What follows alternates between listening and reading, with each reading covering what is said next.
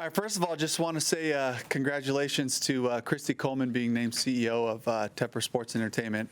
Just in my short time that I've been working with Christy, just the way that she comes every day, she's fired up about game day. First text I get in the morning is happy game day, super excited about it, and just her leadership means a lot to all of us in this organization. So, and then big congrats to SMU and Clemson playing, weird kind of saying SMU in the ACC championship, but SMU Clemson being played right here in Bank of America Stadium. So really exciting day for those teams as well.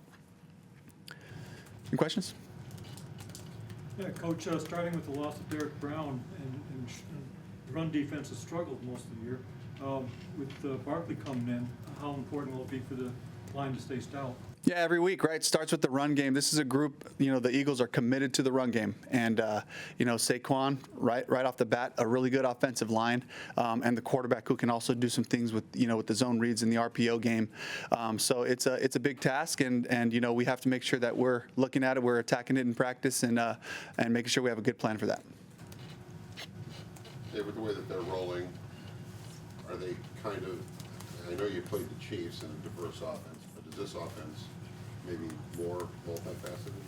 It's really, honestly, the thing that I respect and admire about Coach Sirianni is just the fundamental principles that they play with. It's the schemes are just sound. Whether it's in any phase, special teams, offense, and defense. They play sound football and they play hard, and it's really cool to see and to watch because that's what we want to do. We want to get our systems in place to play that kind of sound, aggressive football. And where they do have some different schemes, but they're not trying to fool you. They what they're going to do. They just execute at a high level with a lot of talent. So it's a great challenge for us this week. With Hurts, I mean, you kind of addressed him a little bit, but yeah. He's obviously a difference maker in with the way they operate. Absolutely. A guy that knows how to win games. He's a smart football player, first and foremost, and he knows how to get the ball to his talent, the skill players on the outside. And then when he does tuck it down, he can run and he can do those things. So a really good football player. Dave, Jalen Coker was a full participant in practice today. What did you see from since Monday that made you confident that he can go today? Yeah, just pushing the workload, pushing it early in the week and then getting him back out there. We had a great individual period. He ran his routes full speed. He looked great. He's got a different look in his face. Like I can tell he feels confident. And he came off of the bye week, with some pretty fresh legs and, had the injury happen there in practice, a couple weeks ago. And but he's got himself back to a good place. And I can just tell by his demeanor, that he's feeling really good. So we're excited to get him back out there. Trending toward playing this week?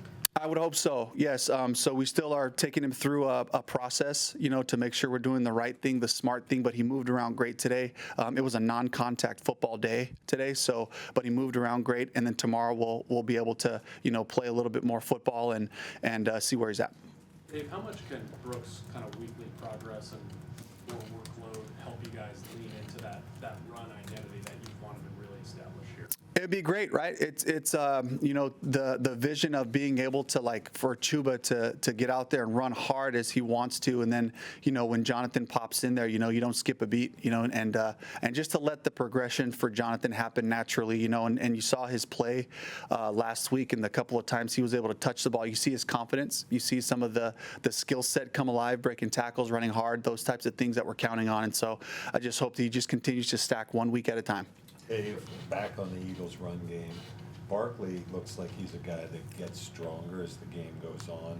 Is that more a testament to him as not a real big back, or more his line kind of wearing teams down? It's both, and I'll always start with what happens up front, and this is a really good offensive line that he's playing behind, and it's also the commitment, of the run game where they're going to run it early. They're going to run it late, the whole time, and it's the attrition that takes place that they continue to stick with it, and have success that way. And of course, it comes back to also making first downs, and they've done a good job on third down as well to give them more opportunities to get back to the run game. So it's a commitment.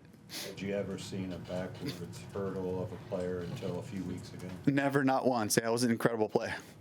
And your numbers across the board defensively are better defensively the last 3 games since one of them came back, except for the run defense. Is that just, another sign that you really miss Derek Brown and just don't have the personnel to be what you want to be right now, or?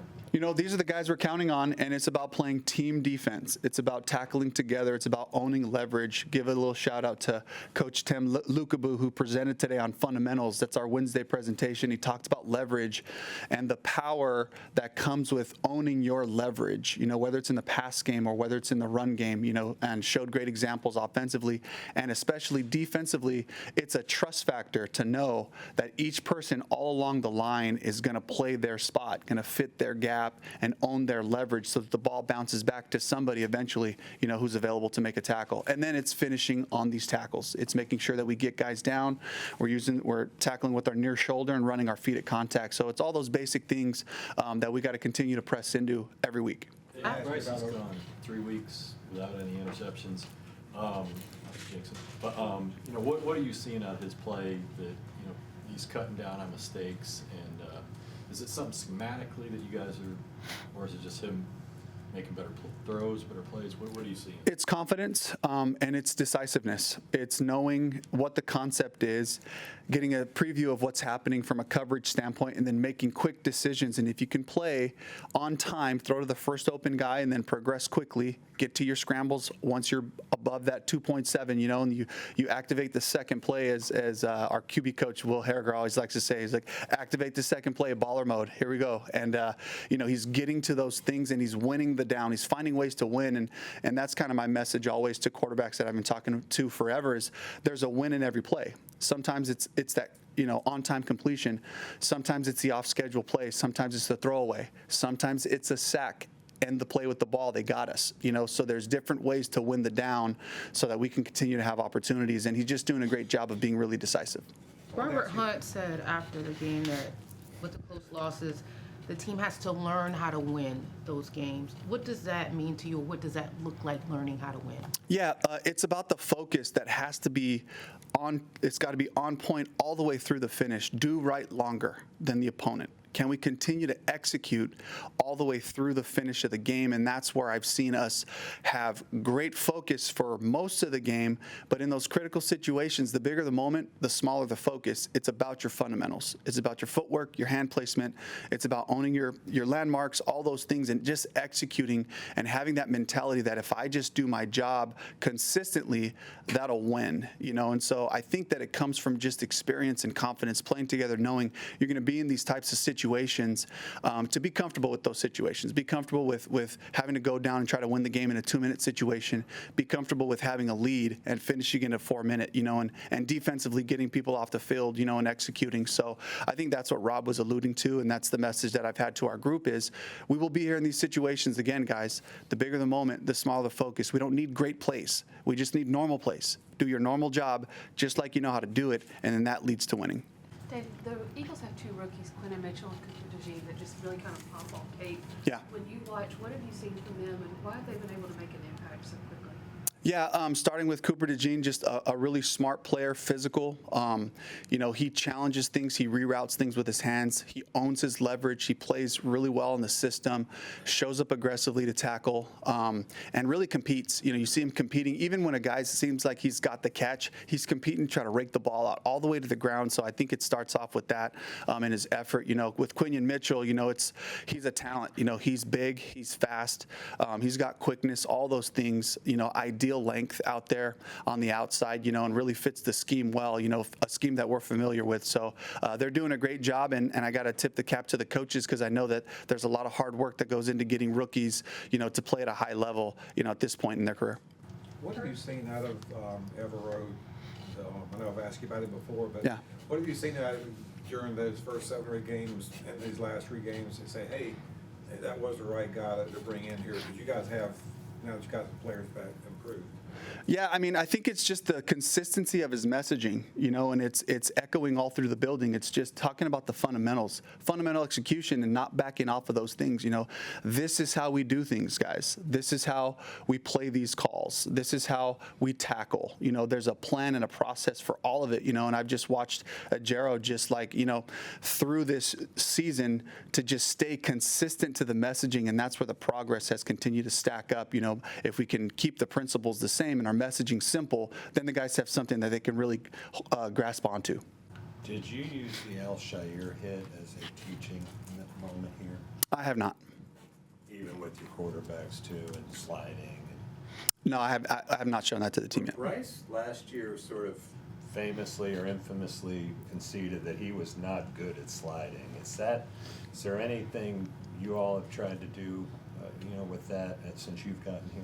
Well, he's got his ways of getting it done, and I think you've seen him kind of move around and and find ways to avoid those contacts and those big hits, and that's just been his style. He doesn't have a lot of baseball in his background, but that is definitely something that we talk about, and just making sure that you have a plan to protect the quarterback. And then I try to remind him, you're the quarterback. So it's kind of a I try to keep it light, but at the same time, it's serious, and when you're heading into the end zone, when you're heading out of bounds, when you're in the middle of the field, having a plan for where those defenders are coming at you. Did you send the Thielen non-catch to the league, and did you get an answer that was maybe different than what we got earlier in the week? We just sent in just the ruling, was just, we wanted just clarification, and I didn't have, I haven't seen the response yet, but just the clarification of was it a catch, no catch, or was it inbounds, out of bounds that was in question on the original incomplete, call, because then that can kind of direct a little bit of the feedback, where I was trying to sell, like, we saw control, and just kind of reiterating the fact that, the ball can move, but as long as you don't lose control, but the camera angles were inconclusive. So again, like we talked about before, I think if they call it a touchdown, they would have stayed with it. They called it incomplete. They're going to stay with it based on the information they had. Is there any information about the lack of camera angles? Because I know they said that there were less cameras used in that game than. No, other than just knowing, like, in primetime games, you're going to have a lot more angles available, and then whatever your normal, coverage is, that's what we have to go off of. And here's the thing too. With that, sometimes it works to your advantage. Sometimes it works for the other team as well. So it's fair for both teams in any of those situations. Do your guys in the box have a clear view of a couple of years ago, one of your predecessors said that the coach's box was actually, because of the construction of the layout of the stadium, couldn't see the video board. What kind of feedback have you gotten from your guys on that? That has not been an issue for us. Dave, The last one. Raheem Blackshear is among those who are under Pro Bowl consideration for his return specialty. What have you seen from him this year? Just generally speaking, how has he stood out as a returner to you? As a returner, but also in the coverage unit, I think the biggest thing that I can say about Raheem is just his willingness to do whatever it takes to try to help the Panthers win. And that's his commitment, and whatever we ask him to do and whatever role it is, he made a tackle last week, a really nice tackle the week before too, just on, kind of helping out on one of the kickoff coverage units, and then he's been the returner as well, and he's done a great job by and large of taking care of the ball and making sure that we're securing the yards that we have. So I can't say enough about Raheem, just battling and just trying to find a way to help us. All right, thank you, Coach. All right, thank you.